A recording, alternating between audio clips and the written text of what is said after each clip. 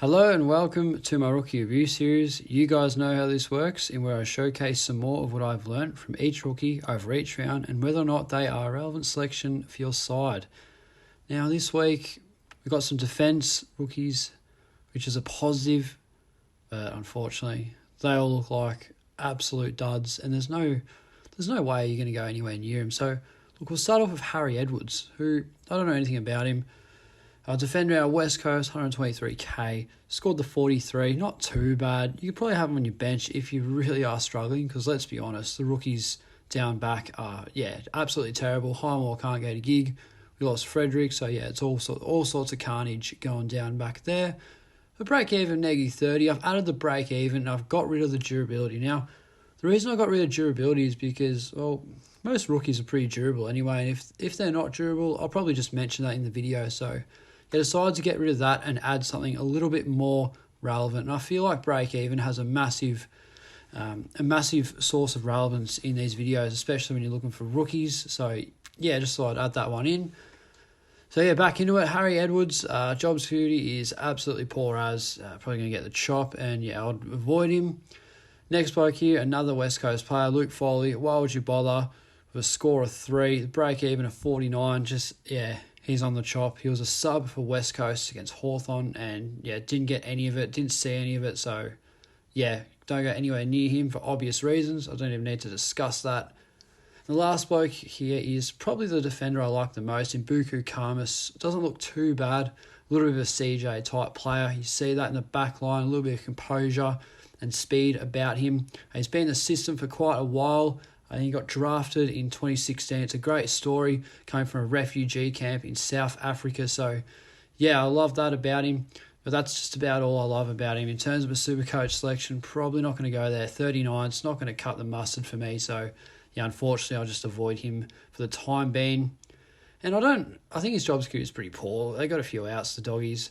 But look, if he picks up his act and starts playing some good footy, I think it's only a matter of time for his job security becomes okay. But I'm not feeling this pick, if I'm quite honest. Now into the midfield. There are a couple here. So we've got RCD, Riley Collier-Dawkins, for those of you who have been living under a rock, 123k. We all know the story. We all know who he is. So score of 43. Thought he was really ordinary on Friday night against the Cats. Still got a very low break even.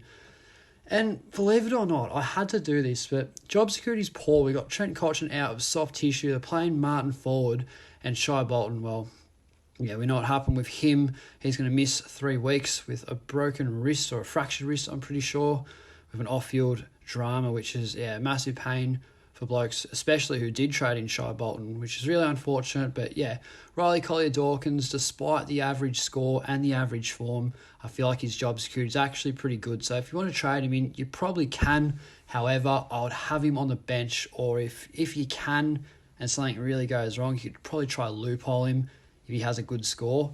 But look, I'm not eyeing him off as a guy that I'm eyeing off, and it's very obvious who he is. It's not the next bloke. We've got Ryan Burns here. He was in the discussion last week. I don't mind him as a pick. 123k, a score of 62, which is really healthy.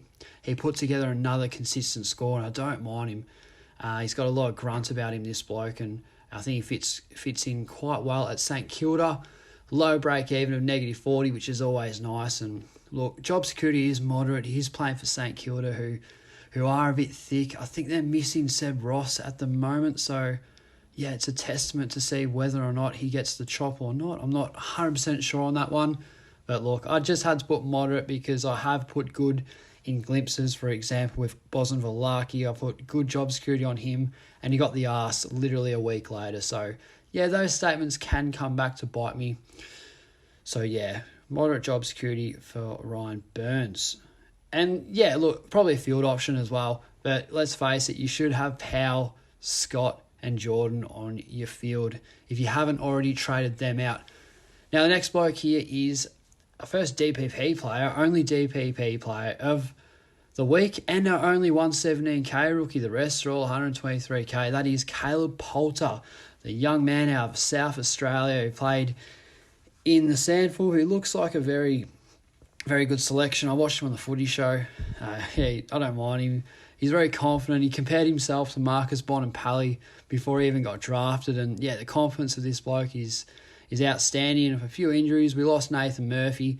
So I think there's a role up for grabs for him on the wing. He loves to play inside and outside midfield. Very nice left peg on the bloke, and even better, a very nice mould on the bloke as well. So I really like this pick, and he's the man that I'm going for with a score of 81, which is as healthy as you like. Negative break even of 63. So yeah, it's all green from here. Job security would be good for those reasons, and you can play him on field if you want. I haven't seen enough of him, and if I have to play him on field, I think I will. But look, you probably just have him on your bench, but if you really are struggling, especially in that forward line with that DPP, you can chuck him in the forward line. So yeah, that's beneficial. So yeah, love Poulter as a selection, and he's the man. I think he's definitely going to make his way into my side. So yeah, it kind of defeats the purpose of these videos because it makes all the other rookies look completely irrelevant, but we'll still discuss them anyway. But this bloke here, Jordan Sweet, he's our ruck rookie. We had him last week. He's on the bubble. I don't mind this. So we have a big problem at R3 with Matthew Flynn, who just can't get a run despite still having a negative break even at 270k. When's this guy going to get a run? I'm not sure. But if you really are looking to give him the flick, you can have Jordan Sweet there. He'll make a little bit of cash. Look, he's still got pretty poor job security. They're missing Stephen Martin for injuries, and I think Tim English was out for a week or two as well. I can't remember what happened to him, but yeah, look, he's filling in the void for those two, which, yeah, that job security is just going to be as poor as you like, but good bench cover for the meantime. You'll make a little bit of cash out of him, which is always good. And he's not just a dead rookie that you're going to have at R3. He's a player that I have considered trading if I had to, but look, I got to get Matt Flynn on field. I can't afford to trade him just yet.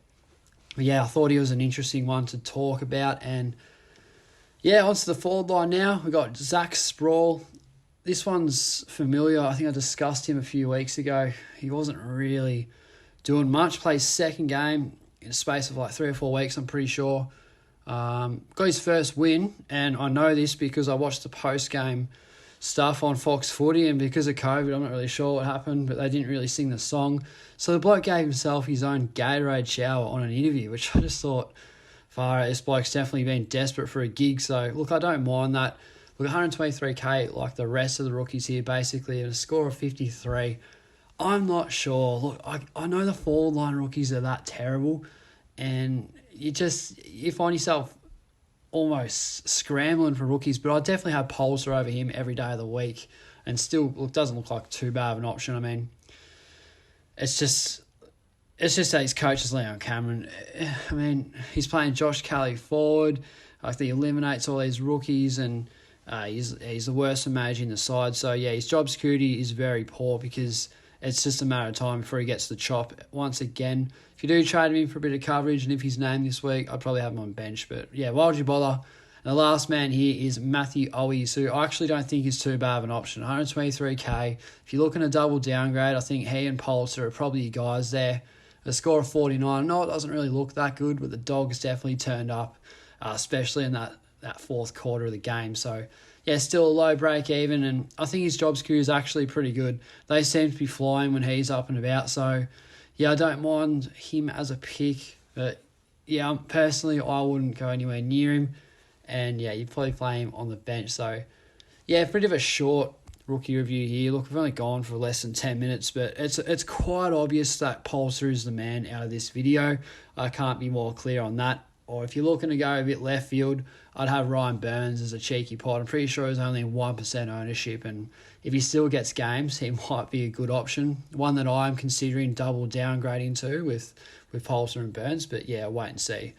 But anyway, guys, I'll cap it off here. Hope you do enjoy the series. I'm going to start doing round previews, I'm pretty sure, because I was absolutely surprised of how many views the one I did last Friday got. I think over 1,000 views, which is just crazy stuff considering I uploaded it about 2 hours before lockout. So yeah, thanks for always tuning in, guys. And like always, I'll see you in the next video.